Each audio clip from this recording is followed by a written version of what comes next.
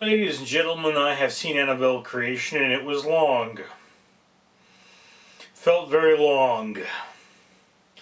Felt extremely long.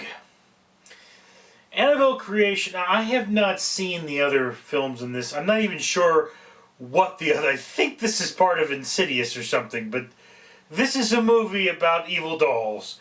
And the premise here is you've got back in the day, back in the way back day, you have a very religious couple who loses their daughter and then takes in a group of orphans because they feel that they have sinned and need to enact a penance. They're deeply religious. And then, of course, one of these orphans uncovers Annabelle, a possessed doll.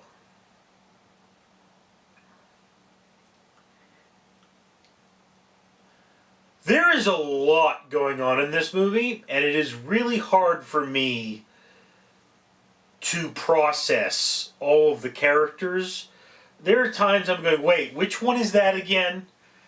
I mean, you've got the one character thrown in there so that we can have the ethnic character.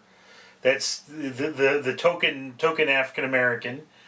And then you've got, I think the nun is and everybody else is white. So it's like, look, none African American, everybody else is white. That's the first thing you need to know about this movie. So I'm looking at a bunch of white people having trouble telling which one apart.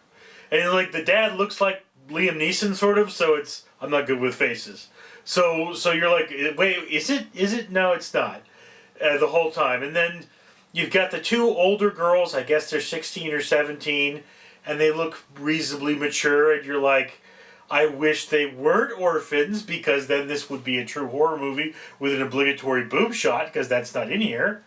But, you know, because they're all most of the characters here are underage, you've got that going against this movie. I don't like the fact that they're underage. It's not all that cool. Couldn't, like, two of them have been adults who volunteered to help out with the children, and we could have gotten that obligatory shot, because it would have really helped this movie, in my opinion. But, so you've got the core element of this story is you've got two girls. I'm not even sure if they're sisters. They really care about each other. And then one of them gets targeted by the big bad baddie of this particular film. And of course, there is no real way to fight off the big bad baddie, because people don't understand how these things work. And look, the biggest problem with this movie is it has what is referred to as an ineffective oracle. Now, an oracle character is the character that tells you what is going on. You know, this character comes out and says, yes, the monster is X. You know, in the film It, sort of Ben is the oracle character, because he's the one that's done all the research and he knows about the monster. In Aliens, I believe it is the character of Ash who is the scientist, although most of what we discover about the alien, Alien, it's Ash. Most of which we discover in Aliens, it would probably be Newt, who knows the most about these creatures. But every film that is essentially a horror movie where there is a mystery, there's almost absolutely necessary to be an oracle to tell you what is good, to give you the rules of this film. I mean, probably the best example I can give you is the movie Gremlins. In the beginning, when the guy is going to buy Gizmo, the kid says these are the rules. Very clear, very on the nose. That's how these movies work. You need to understand what the monster is to understand what's going on. You know, it's just all kinds of crazy stuff happening in this film.